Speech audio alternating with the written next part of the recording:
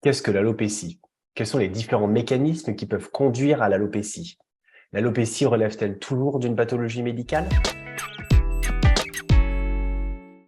Bonjour, je suis Antoine Bertolotti, enseignant en dermatologie à l'UFR Santé de l'île de la Réunion et je vous propose de traiter le cours aujourd'hui sur l'alopécie. Ce cours s'appuie sur le livre Revêtement cutané, rédigé par le Collège des enseignants de dermatologie de France et édité chez Elsevier Masson. À la date d'enregistrement de ce cours, je ne déclare pas de lien d'intérêt majeur avec l'industrie pharmaceutique. Je tiens à remercier les étudiants qui m'ont aidé à réaliser ce cours et tout particulièrement Reda Saïd. Je tiens à préciser que certaines images peuvent être amenées à choquer le grand public. Qu'est-ce qu'une alopécie? L'alopécie est définie par une raréfaction ou une disparition des cheveux. Comme vous le savez, le cheveu est constitué de trois grandes parties. Tout d'abord, la tige pilaire, qui est constituée d'une cuticule, d'une corticale et d'une médulaire. Mais également, on peut distinguer les gaines épithéliales internes et les gaines épithéliales externes. Mais également en bas, ce qu'on appelle le bulbe pilaire ou encore racine, constituée entre autres de la papille folliculaire avec entre autres la matrice. On distingue également le bulge, qui est la zone de cellules souches du poil et qui va permettre une reconstitution de l'épiderme lorsqu'il y a eu un traumatisme entre deux poils.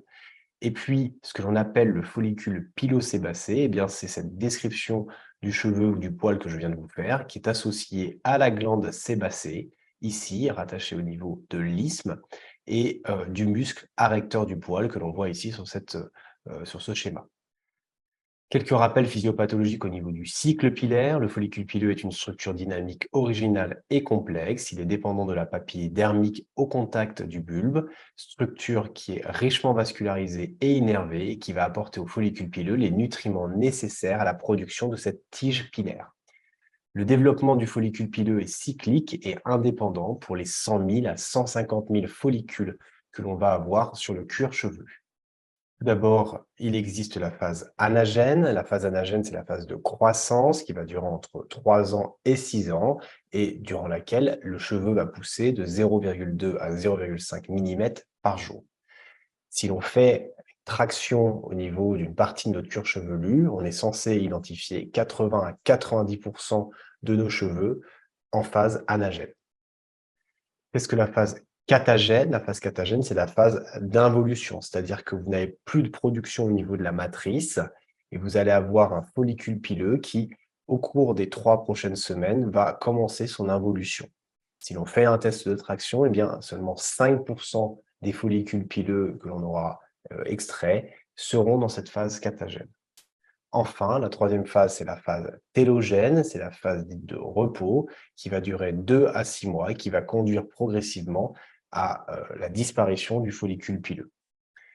À nouveau, si on fait un test de traction et qu'on vient récupérer un certain nombre de cheveux, eh bien, on verra 10 à 15% de cheveux sur une phase télogène. Ce qui correspond finalement à une cinquantaine, voire une centaine de cheveux qui tombent tous les jours de notre cuir chevelu. Donc, c'est normal de perdre des cheveux tous les jours. Et puis, bien entendu, eh bien, on a un nouveau cycle qui va commencer une fois que le follicule pileux ancien va partir. Et donc, chaque follicule pileux au cours de la vie peut être à l'origine d'une vingtaine de cycles pilaires. De quoi dépend la couleur de nos cheveux? Eh bien, la couleur de nos cheveux va dépendre de nos mélanocytes. Je vous renvoie sur le cours concernant la pigmentation cutanée. On a ici notre mélanocyte qui a à l'intérieur de lui des mélanosomes, et ces mélanosomes vont être le lieu de production des mélanines et qui vont ensuite aller vers les kératinocytes pour nous donner la couleur de notre peau. Eh bien, c'est pareil pour le cuir chevelu. Eh bien, ça va aller au niveau du cuir chevelu et ça va permettre la production de mélanine ou de phéomélanine selon notre code génétique. C'est-à-dire que si on a plutôt un code génétique nous orientant vers un phototype foncé de type 6, eh bien on va avoir principalement ou totalement que de l'eumélanine, donc des cheveux noirs. Et par contre, si on a un phototype clair, un phototype de type 1 par exemple, et on va avoir à ce moment-là de la phéomélanine à grande échelle, et on va avoir à ce moment-là des cheveux plutôt roux. Le blanchiment des cheveux donc s'appelle la canicie, elle est liée à l'épuisement des mélanocytes. Eh bien, vos mélanocytes sont toujours présents, mais ils ne produisent plus de mélanine. Ils se sont fatigués au cours de leur vie et cela aboutit progressivement à un blanchissement de nos cheveux. Et puis, on peut aussi avoir des maladies qui vont entraîner des cheveux blancs, par exemple une plaque de vitiligo au niveau du cuir chevelu. Vous voyez ici, on a la peau normale ici avec des poils, des cheveux qui sont noirs, et on a ici une plaque blanche où vous avez en regard des follicules pileux qui sont devenus blancs. Et bien là, c'est une disparition des mélanocytes dans le cadre du vitiligo. Donc, on n'a plus de mélanocytes, donc on n'a plus de capacité à produire de la pigmentation sur notre cuir chevelu. Quels sont les divers mécanismes qui peuvent conduire à une alopécie? Eh bien, vous pouvez avoir des défauts de production de votre cheveu. Cela peut être causé par des carences alimentaires. On peut également avoir des alopécies par carence martiale. Donc, vous avez pas assez de fer, pas assez de fer parce que vous en mangez pas assez de fer parce que vous en perdez à travers des saignements plus ou moins chroniques. On peut également avoir des troubles endocriniens comme de l'hypothyroïdie qui peut vous entraîner un défaut de production de votre cheveu. On peut aussi avoir des alopécies dans le suite de la prise de certains toxiques, de certains médicaments. Vous savez bien dans le cadre des chimiothérapies, et lorsqu'on va prendre certains médicaments, eh bien, on peut être amené à perdre ses cheveux. On peut également avoir des anomalies de la structure de la tige pilaire, et donc ça, on va le voir principalement chez les enfants dans le cadre d'anomalies constitutionnelles. On peut également l'avoir de façon acquise. Il peut également y avoir des maladies auto-immunes, des maladies inflammatoires ou encore tumorales qui viennent attaquer votre follicule pileux. Puis on peut également, sous l'influence des androgènes particulièrement, avoir une miniaturisation du follicule pileux, puis une disparition du follicule pileux, souvent dans des zones assez bien déterminées, que ce soit au niveau des golfes temporaux, que ce soit au niveau du vertex. Et donc cela, c'est au cours de l'alopécie androgénétique ou androgénique. Et puis, on peut également, dans le cadre d'un effluvium télogène, souvent après un épisode de stress, avoir une chute excessive. Souvent, elle est transitoire. Et en fait, qu'est-ce qui se passe? Vous avez une chute excessive de votre follicule pileux parce que vous avez une entrée prématurée dans la phase télogène. C'est-à-dire qu'au lieu de durer 3 à 6 ans dans la phase anagène, cette phase va être beaucoup plus rapide et va partir sur une phase catagène, puis télogène. Et ensuite, ça va avoir tendance à se rééquilibrer et à reprendre son rythme normal. L'interrogatoire, comme dans tout signe cutané, est important. Quelques éléments peut-être clés à préciser sur la partie alopécique, c'est l'âge. Effectivement, vous n'avez pas forcément les mêmes types d'alopécie qui vont apparaître ou qui sont identifiés chez l'enfant, chez le nouveau-né, par rapport à un adulte. Les circonstances de survenue, est-ce que c'est à la suite d'un épisode de stress? Est-ce que c'est à la suite justement d'une prise médicamenteuse?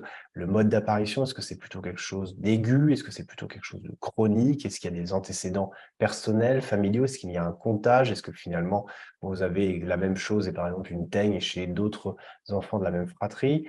Et puis d'autres éléments, ça peut être aussi des habitudes cosmétiques, on peut avoir des alopécies de traction parce que les gens tirent trop sur leurs cheveux, par exemple, ou ça peut être des alopécies dans le cadre d'eczéma parce que les gens ont appliqué une teinture ou autre et donc il y a une irritation qui est arrivée sur le cuir chevelu. Voilà, tous les éléments. Bien entendu, cette liste n'est pas du tout exhaustive, mais c'est très important de conduire un interrogatoire complet pour pouvoir vous aider au mieux dans votre identification de la cause et dans la prise en charge à venir. En termes d'examen clinique, eh bien, le premier élément important, c'est l'aspect des cheveux. En effet, déjà, rien qu'en regardant les cheveux ou en les touchant, vous allez pouvoir avoir des orientations diagnostiques possibles en termes d'hypothèses diagnostiques. Par exemple, chez l'enfant, eh bien, les anomalies de la tige pilaire en termes constitutionnels, c'est-à-dire ce sont des anomalies congénitales, ce sont des anomalies génétiques éventuellement, eh bien, vous pourriez observer dans ce cadre-là, par exemple, un monilethtrix avec des cheveux cassés. Vous pourriez également observer des cheveux blancs argentés dans le cadre d'une maladie de Menkes. Alors, ce sont des pathologies qui sont relativement rares, mais vous pourriez très bien imaginer chez un adulte, par exemple, de pouvoir distinguer des cheveux secs de cheveux plutôt séboriques. Le deuxième élément primordial, c'est si l'alopécie est diffuse ou si elle est localisée. Elle pourrait être diffuse dans le cadre d'une alopécie androgénétique. Vous voyez que toute la zone centrale du vertex et jusqu'au front, ici, présente un cuir chevelu qui s'est raréfié. Ici, on a un effluvium télogène où vous avez également une raréfication du cuir chevelu au niveau de la partie temporale également, en plus de la zone centrale. Alors qu'ici, on a plutôt une densité importante du cuir chevelu, mais on a une alopécie qui est localisée, qui est assez précise, relativement bien délimitée à ce niveau-là. Donc ça peut être une zone de quelques centimètres, mais ça peut être aussi plusieurs zones de quelques centimètres dispersées sur l'ensemble du cuir chevelu. Enfin, le troisième élément le plus important, eh bien, c'est de pouvoir distinguer si votre cuir chevelu est sain ou s'il est cicatriciel, voire inflammatoire. En effet, dans le cadre d'une pelade, eh bien, vous allez avoir de manière caractéristique un cuir chevelu qui va être totalement sain, c'est-à-dire que quand vous allez toucher, vous allez trouver la peau plutôt d'ailleurs en général assez douce. Elle a été complètement dépilée, vous n'avez plus aucun follicule pileux, d'accord? C'est votre système immunitaire, c'est une maladie auto-immune où vous avez effectivement votre système immunitaire qui a auto-attaqué vos propres follicules pileux et donc qui a entraîné une zone complètement dépilée. Par ailleurs, de l'autre côté, eh bien, vous pourriez avoir un cuir chevelu qui va être cicatriciel ou inflammatoire. Alors, cicatriciel, on pourrait éventuellement le voir ici avec cette alopécie lupique, mais ici, sur des teignes ou sur du psoriasis, vous allez avoir des lésions très inflammatoires qui peuvent être uniques, qui peuvent être diffuses. Et ce sont des éléments aussi importants parce que ce ne seront pas forcément les mêmes causes. Enfin, il y a d'autres signes cliniques à rechercher. Le cuir chevelu n'est qu'une partie de votre examen dermatologique et donc vous pourriez aussi être amené à rechercher des atteintes des ongles parce que, par exemple, dans la pelade, on sait que surtout dans les pelades ophiasiques, eh bien, on peut avoir des trachyonychies, donc on peut avoir des atteintes au niveau des ongles. On peut également avoir un doute sur des lésions desquamatives érythémateuses au niveau du cuir chevelu, mais si vous avez des plaques de psoriasis au niveau des coudes, au niveau du dos, au niveau des genoux, eh bien, forcément, vous aurez plus de facilité à pouvoir poser votre diagnostic de psoriasis. Et puis encore, on peut avoir des signes d'hyperandrogénie, par exemple dans une alopécie androgénétique chez la femme, et bien ça peut être intéressant de savoir si finalement on n'a pas un excès d'androgène dans le cadre d'un syndrome des ovaires polykystiques ou autre, et donc de chercher de l'acné, de l'hirsutisme ou des choses comme ça. Quels sont les examens complémentaires que l'on peut utiliser dans les pathologies du cuir chevelu? Eh bien, le premier élément que l'on peut employer, c'est la lampe de Wood. La lampe de Wood, c'est une lumière noire qui donne cette coloration un petit peu violette, comme on voit sur cette photo. C'est une lumière qu'on utilise souvent plutôt dans les boîtes de nuit pour pouvoir mieux voir tout ce qui est fluo. On l'utilise également dans le domaine médical et particulièrement en dermatologie pour pouvoir identifier dans le domaine des alopécies un microsporum canis, c'est-à-dire que vous allez voir cette fluorescence verdâtre que l'on va pouvoir objectiver sur un cuir chevelu, sur une zone alopéciente. Alors que si on a une forte suspicion de teigne, mais que la lampe de Wood est négative, alors on pourra s'orienter plutôt, par exemple, sur un trichophyton trichophytique. Le dermoscope peut être également un élément intéressant, hein. Donc ça, c'est l'outil du dermatologue qui est une loupe avec sur laquelle on va avoir une luminosité qui va venir de manière un peu transversale et qui va nous permettre de mieux voir certaines lésions. Vous avez par exemple ici sur une lésion très inflammatoire, une folliculite en touffe, hein, vous voyez un regroupement des follicules pileux et ça va nous orienter plus facilement par exemple vers une folliculite de Quinquo. On peut également faire des biopsies cutanées, elles restent relativement rares, mais ça peut être intéressant, particulièrement lorsqu'on a des pathologies inflammatoires, de pouvoir faire une biopsie cutanée pour pouvoir distinguer un lupus, un lichen pilaire ou encore une follicule de Quinquo. Un autre examen qui est communément employé en pathologie du cuir chevelu, eh bien, c'est le trichogramme. Vous allez venir pincer une cinquantaine de poils de cheveux et sur différents endroits du cuir chevelu. Et vous allez pouvoir objectiver au microscope eh bien, si il y a une proportion plus importante de cheveux en phase anagène, en phase catagène ou en phase télogène que la normale. Pour rappel, la phase anagène, vous avez entre 80 et 90% du cuir chevelu qui va être dans cette phase-là. Le catagène, c'est juste 5% et télogène, c'est 10 à 15%. Eh bien, en regardant au microscope, on va pouvoir objectiver si on est plutôt avec plusieurs cheveux donc normaux en phase anagène complet comme ceux-ci, ou alors est-ce qu'ils vont être plutôt en phase télogène arraché, en télogène spontané, ou anagène nu, ou encore anagène sans gaine externe. Au microscope, eh bien, vous allez pouvoir objectiver également une tige du cheveu et ça va particulièrement être intéressant dans la pathologie du cuir chevelu chez l'enfant, où vous allez pouvoir objectiver, par exemple, des tiges pilaires longitudinalement enchâssées l'une dans l'autre, ce qu'on appelle des brosses entremêlées, et ce qui ferait l'objet d'une identification d'une maladie qu'on appelle la trichorexie noueuse. Ça pourrait également être l'opportunité de voir des nodosités uniformes et un rétrécissement périodique internodaux avec un aspect en collier de perles et on parlerait alors de monilétrix.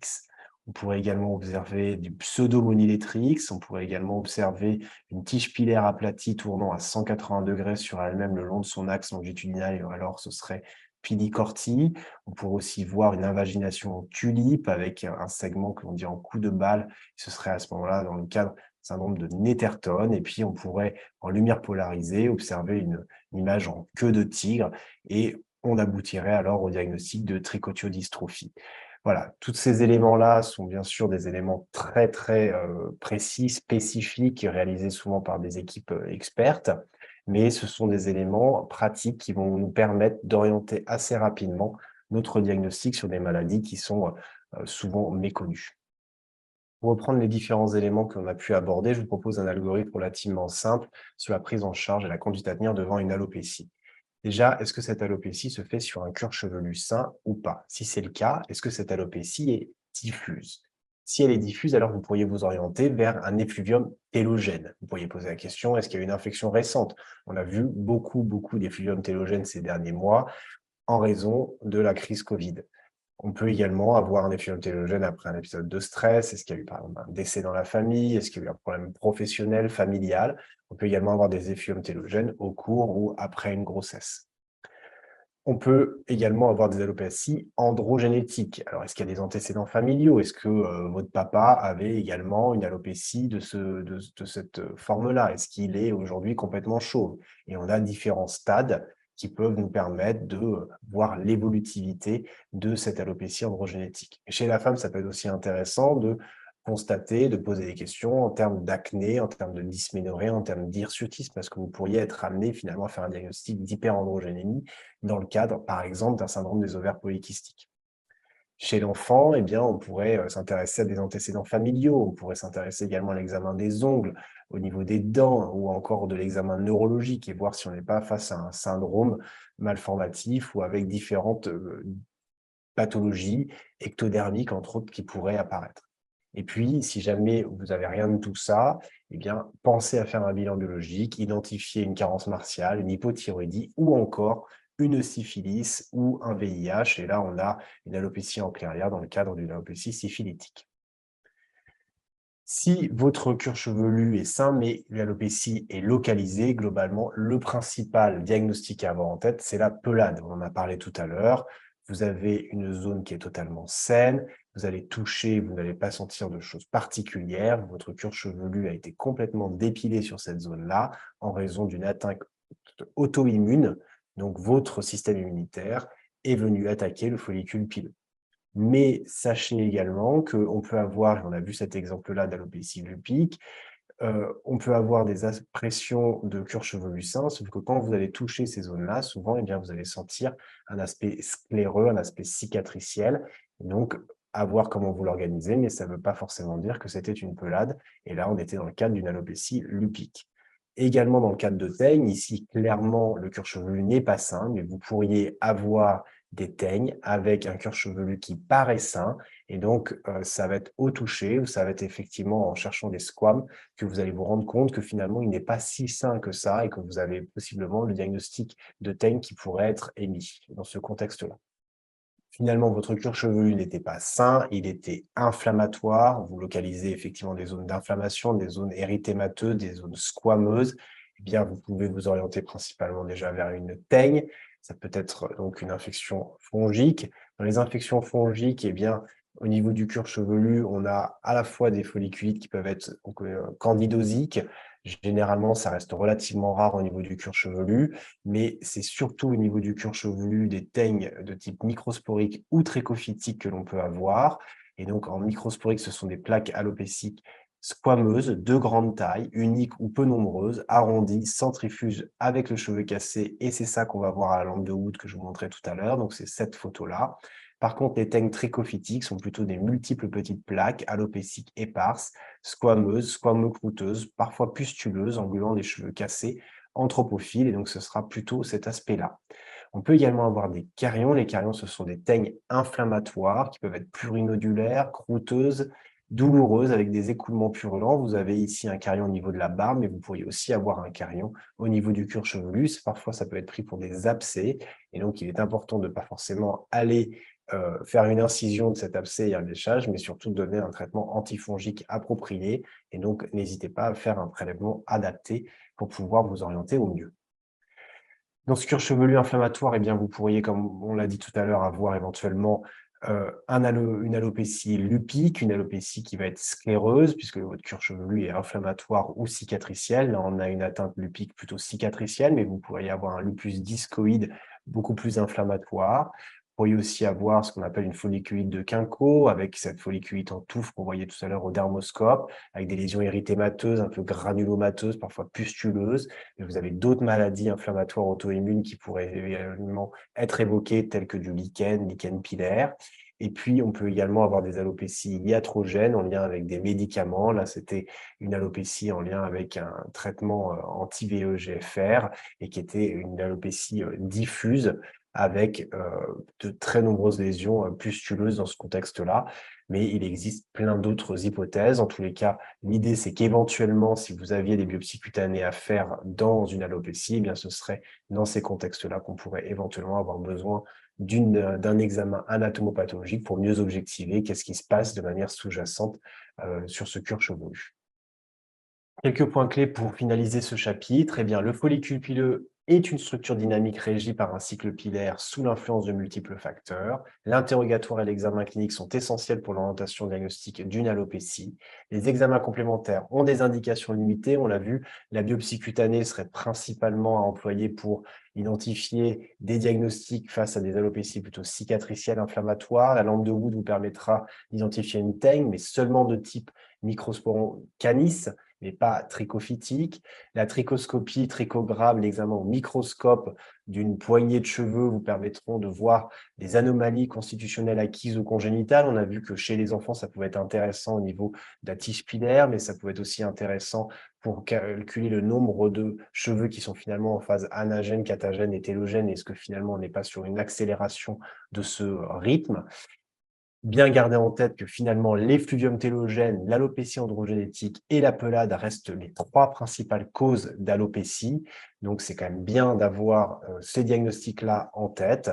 Et la prise en charge psychologique est essentielle. En effet, il y a un retentissement psychologique extrêmement important des pathologies du cuir chevelu, puisque c'est un élément que les autres personnes peuvent voir. Et donc, il y a un regard qui est posé sur la personne atteinte de cette alopécie qui peut être extrêmement difficile à vivre. C'est important en tant que professionnel de santé, en tant que médecin, de pouvoir accompagner au mieux les patients, de pouvoir éventuellement leur proposer des solutions avec des prothèses capillaires, au moins temporaires si on a des solutions thérapeutiques qui peuvent prendre un certain temps avant d'être efficaces.